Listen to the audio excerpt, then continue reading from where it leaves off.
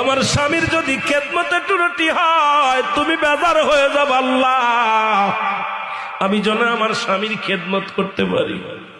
চোখের পানি ছেড়িয়া ছাড়িয়া কাঁদতে লাগলো রে।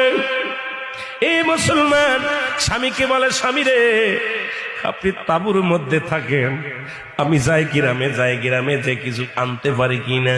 স্বামীকে ওই তাঁবুর মধ্যে রেখে কুড়ে ঘরের মধ্যে রেখে গ্রামে যায় কাজ করতে।